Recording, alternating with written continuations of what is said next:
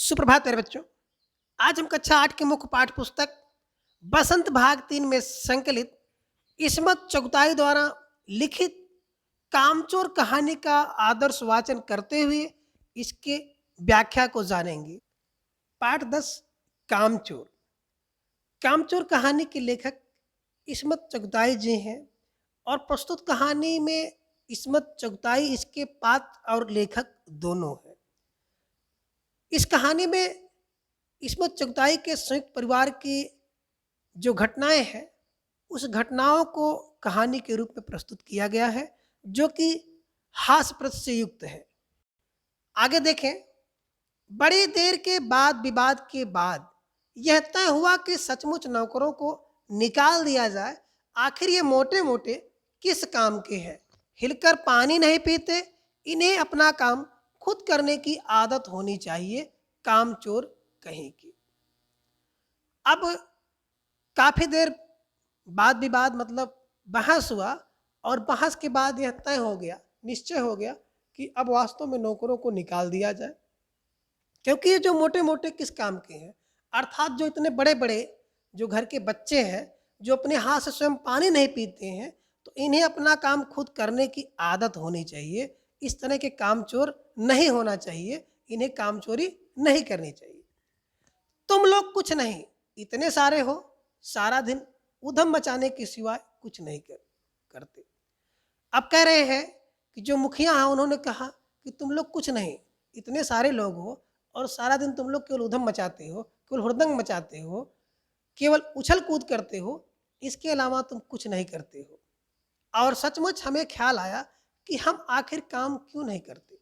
लेखक कह रहे हैं वास्तव में हमें ख्याल आया, हमें विचार हुआ कि आखिर हम क्यों नहीं काम करते, हमें काम करना चाहिए। हिलकर पानी पीने में अपना क्या खर्च होता है, इसलिए हमने तुरंत हिल हिलाकर पानी पीना शुरू किया। अब लेखक कह रहे हैं कि अपने हाथ से स्वयं पानी पीने में क्या खर्च हो रहा है, क्या नुकसान है, ऐसा सोच करके हम लोग तुरंत हिल हिलाकर पानी पीना शुरू कर दिया। अर्थात सभी लोग अपने हाथों से पानी पीने के लिए शुरू कर दिए। हिलने में धक्के भी लग जाते हैं और हम किसी के दबेल तो थे नहीं कि कोई धक्का दे तो सह जाए। लीजिए, पानी के मटके के पास ही घमासान युद्ध हो गए। अब लेखक कह रहे हैं कि जब हम लोग हिल करके अपने हाथों से स्वयं पानी पिएंगे तो धक्का मुक्का तो लगेगा ही, और धक्का कोई हमको दे जाए तो हम दबेल तो है नहीं कि दब्बू है, किसी कोई धक्का दे हम उसको धक्का ना दें, हम सह लें। अब पानी के मटकों के पास ही घमासान युद्ध हो गया, अर्थात धक्का मुक्की शुरू हो गई। सुराहियां उधर लुढ़की, मटके उधर इधर गए, कपड़े भीगे सो अलग। अब कह रहे हैं कि जो पानी पीने का मटका था, नलका था, वहां पे सुराही उधर लुढ़क गई, मटका इधर लुढ़क गया और सभी बच्चों के कपड़े ऊपर से भीग गए। यह भला काम करेंगे, अम्मा ने निश्चय किया। अब अम्मा ने निश्चय कर लिया कि यह भला काम करेंगे, जब अपने हाथ से खुद पानी नहीं पी पा रहे हैं तो यह क्या काम करेंगे। करेंगे कैसे नहीं, देखो जी, जो काम नहीं करेगा उसे रात का खाना हरगिज नहीं मिलेगा, समझे। यह लीजिए, बिल्कुल शाही फरमान जारी हो गया। अब अब्बा मियाँ ने कहा कि कैसे नहीं करेंगे, देखो जो काम नहीं करेगा उसको रात का भोजन बिल्कुल नहीं मिलेगा। अब यह लीजिए शाही फरमान। इस प्रकार का शाही फरमान जारी हो गया। हम काम करने को तैयार हैं, काम बताया जाए। हमने दुहाई दी। अब लेखक कह रहे हैं कि हम सभी बच्चों ने दुहाई दी कि हम लोग काम करने के लिए तैयार हैं, हमको काम बताया जाए। बहुत से काम हैं तुम जो कर सकते हो। मिसाल के लिए, यह दरी कितनी मैली हो रही है, आंगन में कितना कूड़ा पड़ा है, पेड़ों में पानी देना है, और भाई मुफ्त तो यह काम करवाए नहीं जाएंगे, तुम सबको तनख्वाह भी मिलेगी। अब अब्बा मियाँ ने कहा बहुत से काम हैं जो तुम कर सकते हो। उदाहरण के लिए देखो, यह दरी कितनी मैली है, आंगन में कितना कूड़ा पड़ा उसको साफ कर सकते हो, पेड़ों को पानी देना उन्हें पानी दे सकते हो, और यह सब काम तुमसे मुक्त नहीं करवाए जाएंगे, तुम लोगों को इसके बदले तनख्वाह भी मिलेगी। अब्बा मियाँ ने कुछ काम बताए और दूसरे कामों का हवाला भी दिया। मालिक को तनख्वाह मिलती है अगर सब बच्चे मिलकर पानी डालें तो। अब कह रहे हैं कि अब्बा मियाँ ने कुछ काम हम लोगों को बता दिया कि ये सब काम करने के बाद जब समाप्त कर लेना तो कुछ और काम का हवाला दिया कि वो काम भी करना है। और उन्होंने बताया कि जो मालिक को तनख्वाह मिलती है अगर बच जाएगी तो आप लोगों को तनख्वाह मिल जाएगी। एहे, खुदा के लिए नहीं, घर में बाढ़ आ जाएगी, अम्मा ने याचना किया। अब अम्मा ने याचना किया कि अरे ऐसा ना कराओ, अभी पानी पीने में ये हाल इन लोगों का हुआ है, घमासानी उधर हुआ है, सुराही कहीं चली गई, मटका कहीं चला गया, तो जब ये काम करेंगे तो घर में बाढ़ आ जाएगी, ऐसा ना करो। फिर भी तनख्वाह के सपने देखते हुए हम लोग काम पर तुल गए। लेकिन अब जो लालच बच्चों को था कि तनख्वाह मिलेगी, कुछ इनाम मिलेगा, उसके चक्कर में हम लोग काम में जुट गए। एक दिन फर्शी दरी पर बहुत से बच्चे जुट गए और चारों ओर से कोने पकड़कर झटकना शुरू किया। दो चार ने लकड़ियां लेकर धुआंधार पिटाई शुरू कर दी। अब कह रहे एक दिन की बात है कि जो फर्शी दरी अर्थात जो दरी फर्श पर बिछाई जाती है, उस दरी को बहुत से बच्चे जुट गए। चार बच्चों ने चारों कोना पकड़ लिया और कुछ बच्चे उसको झटकना शुरू किया। अब देखते हैं जब बच्चे काम करते हैं तो जितने बच्चे होते हैं सब जुट जाते हैं। झटकना शुरू किया तो दो चार बच्चे और जो बगल में खड़े हुए थे उनको लगा कि चलो डंडा लेके हम लोग इसको पीटे, और वो बच्चे डंडा लेकर के धुआंधार लगातार उसको पीटना शुरू कर दिए।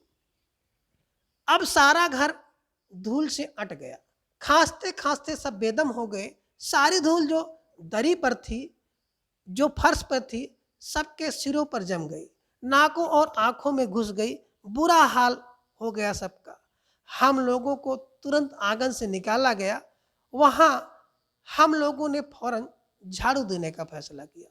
आप कह रहे हैं कि जब दरी चारों कोने पकड़ के झटकने लगे और कुछ बच्चे डंडा लेके लगातार उसको पीटने लगे, तो उनके पीटने से जो धूल थी वो उड़ने लगी, और धूल जो है नाक में घुसने लगी और सर पे चली गई और आंखों में घुसने लगी, जिससे खांसते खांसते लोगों का बुरा हाल हो गया। सब लोग कह रहे हैं कि हम लोगों को तुरंत जो है आंगन से बाहर निकाल दिया गया। वहां हम लोगों ने तुरंत निर्णय ले लिया कि चलो हम लोग झाड़ू लगाते हैं। झाड़ू क्योंकि एक थी और तनख्वाह लेने वाले उम्मीदवार बहुत, इसलिए क्षण भर में झाड़ू के पुर्जे पुर्जे उड़ गए। जितनी सीखें जिसके हाथ पड़ी वह उनसे ही उल्टे सीधे हाथ मारने लगा। अम्मा ने सिर पीट लिया, भाई ये बुजुर्ग काम करने दें तो इंसान काम करे, अब जरा जरा सी बात पर टोकने लगे तो बस हो चुका काम।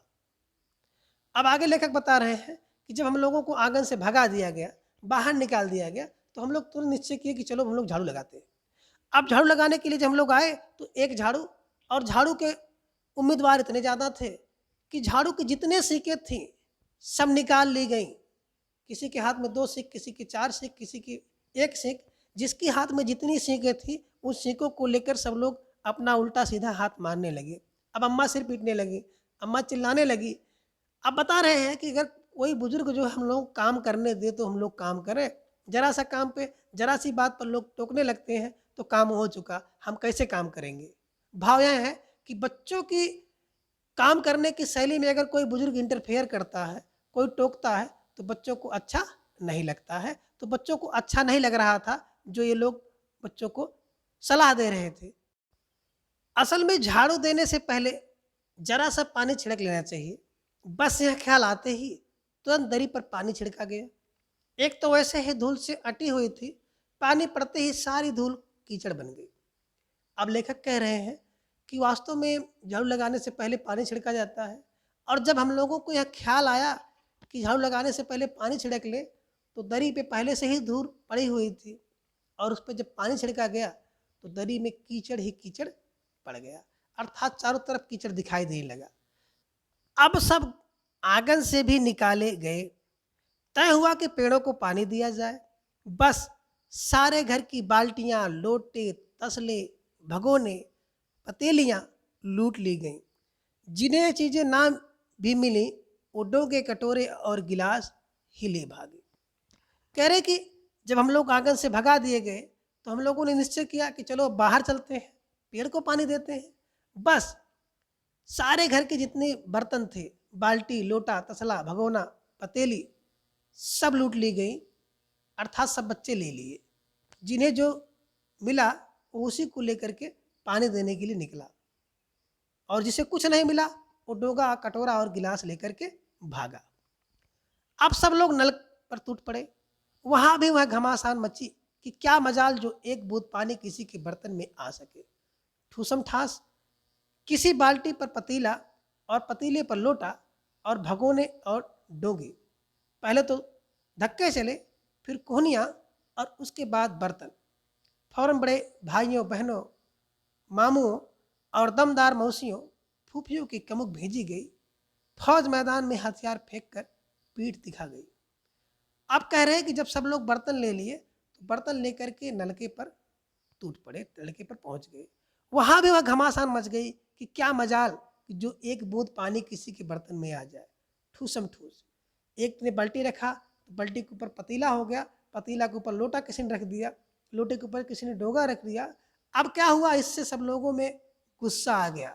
पहले तो धक्का धक्का चला, इसके बाद कोहनियों से कोहनियाए लोग, और उसके बाद जब नहीं माहौल ठंडा हुआ तो क्या हुआ, बर्तन से ही लोग जो है लड़ने लगे, मारपीट करने लगे। तुरंत जो है बड़े भाई बहन और जो मामू थे, कुछ मौसी लोग थी, फूफी जो है, इनकी फौज भेजी गई। अर्थात ये लोग दौड़ करके वहाँ पहुँचते हैं। जब वहाँ पहुँचते हैं तो बच्चे इनको देख करके जो बर्तन लिए थे उस बर्तन को वहीं पर फेंक करके भाग जाते हैं। इस धींगा मुश्ती में कुछ बच्चे कीचड़ से लथपथ हो गए, जिन्हें नहलाकर कपड़े बदलवाने के लिए नौकरों की वर्तमान संख्या काफ़ी नहीं थी। पास के बंगले से नौकर आए और 4 आना प्रति बच्चे के हिसाब से नहलवाए गए। अब कह रहे हैं कि इस झींगा मुश्ती में कुछ बच्चे कीचड़ से सन गए, उन्हें नहलवाने के लिए, उनके कपड़े को बदलने के लिए, चूँकि नौकर हटा दिए गए थे इसलिए नौकरों की संख्या बहुत कम थी। तो पास के बंगले से अर्थात दूसरे के बंगले से कुछ नौकर बुलवाए गए और 4 आना प्रति बच्चा के हिसाब से इनको नहलवाया गया। हम लोग काल हो गए कि सचमुच यह सफाई का काम अपने बस की बात नहीं है और ना पेड़ों की देखभाल हमसे हो सकती है, कम से कम मुर्गियां ही बंद कर दें। लेखक कह रहे हैं कि अब हम लोग जो है वास्तव में निश्चित कर लिए कि सफाई का काम बहुत कठिन है, हमसे सफाई नहीं होगी और ना ही हम पेड़ पौधों की देखभाल कर सकते हैं। तो कम से कम हम लोग जो मुर्गियां हैं उन मुर्गियों को बंद कर दें। बस शाम से ही जो बांस छड़ी हाथ पड़ी लेकर मुर्गियां हाँकने लगे, चल दड़बे दड़बे। अब कह रहे हैं कि शाम होते ही सब लोग, जिसके हाथ में एक बांस था या छड़ी थी, जो भी जिसके हाथ में लगा उसको लेकर के हम लोग मुर्गियां हाँकने लगे, चल दड़बे दड़बे। पर साहब मुर्गियों को भी किसी ने हमारे विरुद्ध भड़का रखा था। ऊट पटांग इधर उधर कूदने लगी। 2 मुर्गियां खीर के प्यालों से जिन पर आया चांदी के वर्क लगा रही थी, दौड़ती फड़फड़ाती हुई निकल गई। कह रहे पर साहब हमें तो ऐसा लग रहा है कि जैसे मुर्गियों को भी किसी ने हमारे विरुद्ध खड़ा कर दिया हो, किसी ने हमारे विरुद्ध भड़का दिया हो, हमारे कहने को नहीं मान रही थी, वो भी ऊट पटांग इधर उधर कूद रही थी। 2 मुर्गी जो खीर का प्याला है, खीर का बनाने का बर्तन था, उस पे जो है आया चांदी का वर्क कर रही थी, उसमें से दौड़ती फड़फड़ाती हुई निकल गई। तूफान गुजरने के बाद पता चला कि प्याले खाली हैं और सारी खीर दादी के कामदानी के दुपट्टे और ताजे धुले सिर पर लगी हुई। एक बड़ा सा मुर्गा अम्मा के खुले हुए पानदान में कूद पड़ा और कत्थे चूने से लुथड़े हुए पंजे लेकर नानी अम्मा की सफ़ेद दूध जैसी चादर पर छापे मारता हुआ निकल गया। कह रहे कि जब तूफान चला गया अर्थात थोड़ा माहौल शांत हुआ तो पता चला कि जो प्याला है वो खाली हो गया है, अर्थात सारी खीर गिर गई। और जो खीर गिरी तो दादी के जो कामदानी का दुपट्टा था उस पर लग गया और कुछ बाल धुलकर बैठी थी, उनके धुले हुए बाल के ऊपर से कूद गया तो बाल में लग गया। और एक बड़ा सा मुर्गा जो था वो अम्मा के पानदान जो था, जिसमें पानदान में चूना और कत्था उत्था घुड़ा हुआ था, तो उसमें कूद पड़ा तो उसके पंजे में लग गया। और जो पंजे में लगा तो नानी अम्मा की जो सफ़ेद चादर थी उस चादर पर छापे मारते हुए निकल गया। तो इस प्रकार से पूरा माहौल में ही हड़कंप मच गया। एक मुर्गी दाल की पतीली में छपाक मारकर भागी और सीधी जाकर मोरी में इस तेजी से फिसलती हुई सारी कीचड़ मौसी जी के मुंह पर पड़ी, जो बैठी हुई हाथ मुंह धो रही थी। इधर सारी मुर्गियां बेनकेल का ऊंट बनी चारों तरफ दौड़ रही थी। कह रहे कि एक मुर्गी जो है पतीली पे छपाका मारते हुए सीधे जा करके मोरी में इस तरह से फिसल गई। मोरी मतलब होता है नाली, और कैसी नाली? गंदी नाली से ऐसी फिसली कि जो गंदी नाली का कीचड़ था, वो कीचड़ जो है मौसी मुंह धो रहे थे, उनके धोते हुए मुंह पर पड़ा। और इधर की जो सारी मुर्गियां थी बिना नकेल की हो गई, जैसे ऊँट बिना नकेल का हो जाता है, चारों तरफ दौड़ता है, वैसे सारी मुर्गियां दौड़ रही थी। एक भी दड़बे में जाने को राजी नहीं थी। कह रहे एक भी दर्जे में दरबा है जो उनके रहने का आवास है, उसमें जाने को तैयार नहीं थी। इधर किसी को सूझी कि जो भेड़ें आई हुई हैं, लगे हाथों उन्हें भी दाना खिला दिया जाए। कह रहे हैं कि मुर्गी एक तो दड़बे में नहीं जा रही है, दूसरा किसी के अंदर ये भी उपाय आ गया कि चलो जो भेड़ अभी चर कर आ रही हैं, लगे हाथ उनको भी दाना खिला देते हैं। दिन भर की भूखी भेड़ें दाने का सूप देखकर जो सबकी सब झपटी तो भाग कर जाना कठिन हो गया। लष्टम पष्टम तख्तों पर चढ़ गई, पर भेड़ चाल मशहूर है। उनकी नज़र तो बस दाने के सूप पर जमी हुई थी। पलंगों को फलांगती, बर्तन लुढ़काती साथ साथ बढ़ गई। अब कह रहे हैं कि जैसे दिन भर की भूखी भेड़ जब आई तो किसी ने उनके सूप के दाने दिखा दिया, और जब सूप की दाना देखती हैं तो सब भाग करके उसी पर झपट पड़ी। लष्टम पष्टम सब तख्ते पर चढ़ गई और सबकी नज़र केवल सूप के दानों पर जमी, और पलंग को फांकती हुई, बर्तन को लुढ़काती हुई ये सब एक साथ चढ़ गई।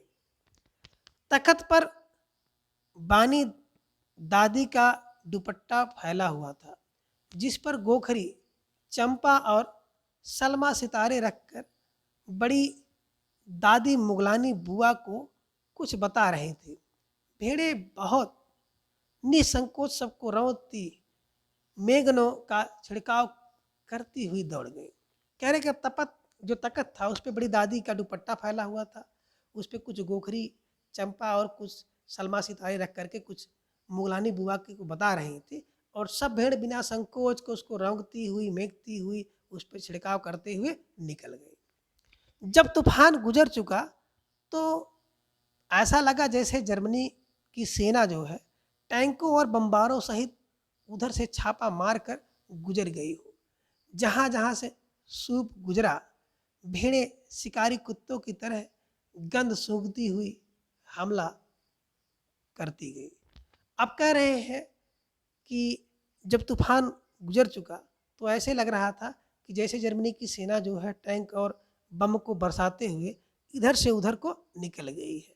जहाँ से सूप गुजरा, जहाँ जहाँ उनको सूप दिखाई दिया, भेड़ें शिकारी कुत्तों की तरह उसको सींघते हुए वहाँ तक पहुँच गई। हज्जन माँ एक पलंग पर दुपट्टे से मुंह ढके सो रही थी। उन पर से जो भेड़ें दौड़ी तो ना जाने वह सपने में किन महलों की सैर कर रही थी। दुपट्टे में उलझी हुई मारो मारो चीखने लगी। अब कह रहे हज्जन माँ एक पलंग पर दुपट्टे से मुंह ढककर सो रही थी, और जब भेड़ उनके ऊपर दौड़ी तो वो सपना कुछ देख रही थी, और सपने में उन्हें ये लगा कि कहीं वो महल में घूम रहे हैं, और वो बोली कि मारो मारो, इस प्रकार चिल्लाने लगी। इतने में भेड़ें सूप को भूलकर तरकारी वाली की टोकरी पर टूट पड़ी। वह दालान में बैठी मटर की फलियां तोल तोल कर रसोइये को दे रही थी। आप कह रहे हैं कि तभी जो है इतनी भेड़ें थी, सूप को छोड़ करके जो तरकारी वाली थी वो टोकरी पर टूट गई। वह दालान में बैठ करके अपनी मटर की फलियों को तराजू से तौल तौल करके रसोइया को दे रही थी। वह अपनी तरकारी का बचाव करने के लिए सीना तान कर उठ गई। आपने कभी भेड़ों को मारा होगा तो अच्छी तरह देखा होगा कि बस ऐसा लगता है जैसे रुई के तकिए को कूट रहे हो। भेड़ को चोट नहीं लगती, बिल्कुल यह समझकर कि आप उसे मजाक कर रहे हो, वह आप ही पर चढ़ बैठेंगी। जरा सी देर में भेड़ों ने तरकारी छिलकों समेत अपने पेट की कड़ाही में झोंक दी। अब कह रहे हैं कि वह अपनी तरकारी बचाने के लिए सीना तान के खड़ी हो गई। अब अपने आपने कई भेड़ों को देखा होगा, जब भेड़े को कोई मारता है तो बहुत तेज़ी के साथ उस पर वो अटैक करते हैं। बस ऐसा लगता है जैसे कोई व्यक्ति हो, वो जो रुई होती है ना, रुई की तकिया को कूट रहा हो, धुन रहा हो। तो भेड़ों का चोट नहीं लगती है, यह समझकर आप उससे मजाक कर रहे हैं, वह आप पर ही चढ़ बैठेंगी, अर्थात आपके ऊपर कूद पड़ेंगी। और जरा सी देरी में भेड़ों ने क्या किया, जितनी भी तरकारी थी, उसके छिलके थे, सबको अपने पेट की कढ़ाई में झोंक दिया। अर्थात जितनी तरकारी थी, जितनी सब्जियां थी, सबको अपने पेट में रख लिया, सबको खा गई। इधर प्रलय मची थी, उधर दूसरे बच्चे भी लापरवाह नहीं थे। इतनी बड़ी फौज थी, जिसे रात का खाना ना मिलने की धमकी मिल चुकी थी, वो 4 भैंसों का दूध दूहने पर जुट गए। अब कह रहे हैं कि इधर इतनी बड़ी प्रलय मची और उधर दूसरे बच्चे जो थे, उन बच्चों को रात को खाना ना मिलने की धमकी मिली थी, इसलिए वो 4 भैंसों का दूध दूहने में जुट गए। धुली बेधुली बाल्टी लेकर के 8 हाथ 4 थनों पर पिल पड़े। अब कह रहे हैं कि बिना धुली या धुली बाल्टी लेकर के 4 हाथ 8 हाथ 4 थन पर पिल पड़े, मतलब 4 लोग जा करके जो है भैंस को धोने के लिए बैठ गए। भैंस एकदम जैसे चारों पैर जोड़ करके उठी और बाल्टी को लात मारकर दूर जा खड़ी हुई। अब कह रहे भैंस चौंक कर उठती है और बाल्टी को लात मार करके दूर भागती है। तय हुआ कि भैंस की अगाड़ी पछाड़ी बांध दी जाए, फिर काबू में लाकर दूध दूह लिया जाए। बस झूले की रस्सी उतार कर भैंस के पैर बांध दिए। कह रहे तो हम लोग निश्चय किए कि अगर भैंस का अगाड़ी पिछाड़ी मतलब अगला पैर और पिछला पैर बांध दिया जाए तो काबू में आ जाएगी, और जब काबू में आ जाएगी तो हम लोग दूध निकाल लेंगे। बस इतना निश्चय होते ही जो झूले की रस्सी थी वो रस्सी उतार कर लाए और भैंस के पैर बांध दिए गए। पिछले 2 पैर चाचा जी की चारपाई के पांव से बांधा और अगले 2 पैर को बांधने की कोशिश जारी थी कि भैंस चौकन्नी हो गई। छूट कर जो भागी तो पहले चाचा जी समझे कि शायद कोई सपना देख रहे हैं। फिर जब चारपाई पानी के ड्रम से टकराई और पानी छलक कर गिरा तो समझे कि आधी तूफान में फंस गए हैं, साथ में भूचाल भी आया हुआ है। फिर जल्दी ही उन्हें असली बात का पता चल गया और वह पलंग की दोनों पाटियां पकड़े बच्चों को छोड़ देने वालों को भला बुरा कहने लगे। अब कह रहे हैं कि पिछले 2 पैर जो है चाचा की चारपाई से बांध दिया और अगला पैर जब वो लोग बांधने की कोशिश कर रहे थे तभी भैंस चौंक गई और चौंक कर इतनी तेजी से भागी कि चाचा जी सोचे कि लग रहा कि सपना देख रहे हैं। और जब चारपाई उनकी पानी के ड्रम से टकराती है तो कुछ पानी उनके ऊपर गिरता है, तो उनकी समझ में आता है कि लग रहा है आधी तूफान आ गया है और उसमें हम फंसे हैं। साथ में चारपाई हिल रही है तो उन्हें ऐसा एहसास हुआ कि भूचाल आया है, भूकंप आया है। फिर जल्दी से उन्हें असली बात पता चल गया कि भैंस हमको खींची लेके भाग रही है। तो वह पलंग की दोनों पार्टी को पकड़ लिए और बच्चों के जो माता पिता हैं उनको गाली देने लगे, उनको भला बुरा कहने लगे कि ऐसे लोग बच्चे को क्यों छोड़ देते हैं। यहाँ बड़ा मज़ा आ रहा था। भैंस भागी जा रही थी और पीछे पीछे चारपाई और उस पर बैठे हुए चाचा जी। अब कह रहे हैं कि हाँ बड़ा तमाशा बन गया, बड़ा मज़ा आ रहा था कि भैंस भाग रही है, उसके पीछे चारपाई और उस चारपाई पे चाचा जी। ओहो, एक भूल ही हो गई, यानी बछड़ा तो खोला ही नहीं, इसलिए तत्काल तत्काल बछड़ा भी खोल दिया गया।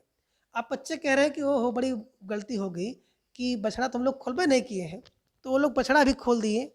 अब जब बछड़ा खोल दिया गया तो तीर निशाने पर बैठा और बछड़े की ममता में व्याकुल होकर भैंस अपने खुरों को ब्रेक लगा दिए।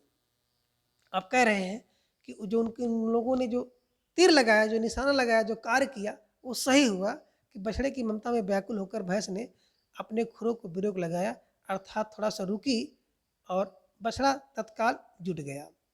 दूहने वाले गिलास कटोरे लेकर लब के, क्योंकि बाल्टी तो छपाक से गोबर में जा गिरी थी, बछड़ा फिर बागी हो गया। अब कह रहे हैं जो दूहने वाले थे वो गिलास और कटोरा लेकर फिर लब के, क्योंकि बाल्टी तो गिर गई थी गोबर में, अब बछड़ा फिर बागी हो गया। कुछ दूध जमीन पर और कपड़ों पर गिरा, 2-4 धारें गिलास कटोरे पर भी पड़ गई, बाकी बछड़ा पी गया। यह सब कुछ कुछ मिनटों में, मिनटों के 3/4 में हो गया। आप कह रहे हैं कुछ दूध ज़मीन पर गिरा, कुछ कपड़े पर गिरा, 2-4 बूँद कटोरा गिलासे में भी आई और बाकी जो है बछड़ा पी गया और यह कुछ मिनटों में हो गया। घर में तूफ़ान उठ खड़ा हुआ। ऐसा लगता था जैसे सारे घर में मुर्गियाँ, भेड़ें, टूटे हुए तसले, बाल्टियाँ, लोटे, कटोरे और बच्चे थे। बच्चे बाहर किए गए, मुर्गियाँ बाग में हँकवाई गईं, मातम सा मनाती तरकारी वाली के आंसू पोंछे गए और अम्मा आगरा जाने के लिए सामान बांधने लगी। कह रहे कि घर में तूफान खड़ा हो गया। ऐसा लगा जैसे सारे घर में केवल मुर्गियाँ दिखाई दे रही, भेड़ें दिखाई रही हैं, टूटे हुए तसले और बर्तन कटोरे दिखाई दे रहे हैं। बच्चों को बाहर किया गया और मुर्गियों को बाग में हकवा दिया गया। अब कह रहे जो तरकारी वाली थी वो शोक मना रही थी, उसके आंसू पोंछे गए, मतलब उसको समझाया गया। अम्मा आगरा जाने के लिए अपना सामान बांधने लगी। या तो बच्चा राज कायम कर लो या मुझे ही रख लो, नहीं तो मैं चली मायके, अम्मा ने चुनौती दी। अब अम्मा ने अब्बा मियाँ को चुनौती दी कि या तो इन बच्चों का राज रहेगा या तो मैं ही रहूंगी और नहीं तो मैं मायके जा रही हूँ। और अब्बा ने सबको कतार में खड़ा करके पूरी बटालियन का कोर्ट मार्शल कर दिया। अब अब्बा मियाँ ने क्या किया, सभी बच्चों को बुलाया, सबको लाइन में खड़ा किया और जैसे कोर्ट मार्शल अपना न्याय देता है उसी तरह उन्होंने कहा, अगर किसी बच्चे ने घर की किसी चीज़ को हाथ लगाया तो बस रात का खाना बंद हो जाएगा। तुरंत उन्होंने दूसरा आदेश दिया कि अब कोई बच्चा घर की किसी भी चीज़ को हाथ नहीं लगाएगा। अगर आप ऐसा करोगे तो रात को आपको खाना नहीं मिलेगा। ये लीजिए, इन्हें किसी करवट शांति नहीं।